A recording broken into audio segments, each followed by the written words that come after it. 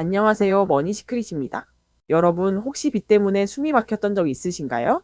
오늘 전해드릴 내용은 채무 조정을 받는 서민들에게 실질적인 한 줄기 빛이 될 수도 있는 소식입니다. 정부가 청산형 채무 조정 제도의 대상을 대폭 확대하기로 했습니다. 1.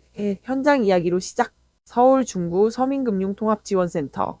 이곳을 찾은 한 78세 독거노인은 2천만 원의 빚을 갚기 위해 신용회복위원회를 찾았습니다.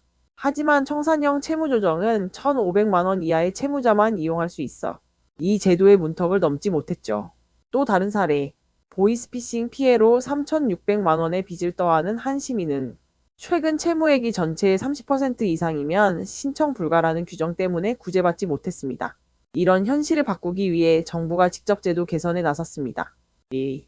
청산형 채무조정이란 무엇인가? 청산형 채무조정은 사회 취약계층의 빚 부담을 획기적으로 줄여주는 제도입니다.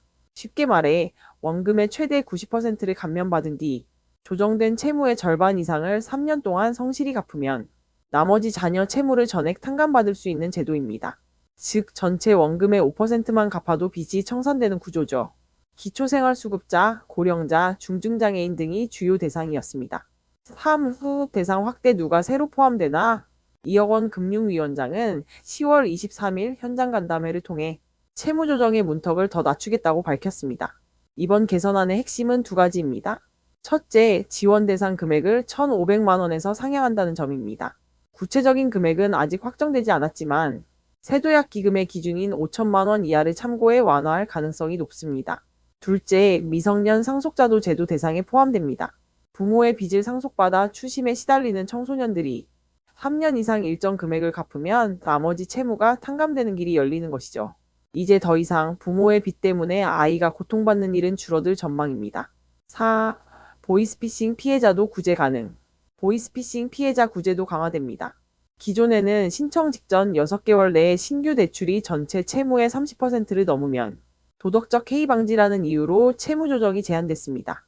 하지만 앞으로는 금융범죄 피해자라면 예외적으로 채무조정을 신청할 수 있게 됩니다. 억울하게 대출을 떠안은 피해자들이 이제 다시 재기의 기회를 얻게 되는 셈입니다. 5. 그 금융위원장의 발언 왜 이런 결정을 내렸나? 이혁원 금융위원장은 이렇게 말했습니다. 지난 20년간 채무조정을 해온 경험을 돌이켜보면 우려했던 도덕적 해이 문제는 실제로 크지 않았습니다. 그는 채무불이행의 원인이 단순히 개인의 잘못이 아니라 실업, 질병, 보이스피싱 같은 예상치 못한 사회적 요인 때문이라면 빚을 감면해주는 것이 오히려 정의로운 결정이라고 강조했습니다. 또한 이재명 대통령의 발언을 인용하며 어려운 사람일수록 이자가 더 비싸다는 현실은 잔인하다는 점을 지적했죠. 6. 시장의 불완전성, 서민금융의 역할. 이 위원장은 금융시장 구조의 문제점도 꼬집었습니다. 신용평가가 완벽하지 않아서 7%, 15% 금리대 사이에는 금리 단층이 생기고 저신용자는 부도율이 높게 평가돼 대출을 받기도 어렵고 받아도 높은 금리를 적용받는 경우가 많다. 즉, 시장의 구조 자체가 취약계층에게 불리하다는 뜻이죠.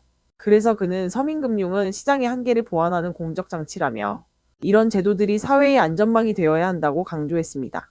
5%만 갚으면 나머지 빚이 사라진다. 이 말이 단순한 구호가 아니라 누군가의 인생을 다시 시작할 수 있는 희망이 되길 바랍니다. 정부의 이번 조치가 단순한 채무 조정이 아니라 진짜 인생 회복의 기회로 이어질 수 있을지 앞으로의 변화 계속 주목하겠습니다. 지금까지 경제 이슈를 쉽게 풀어드린 머니시크릿이었습니다.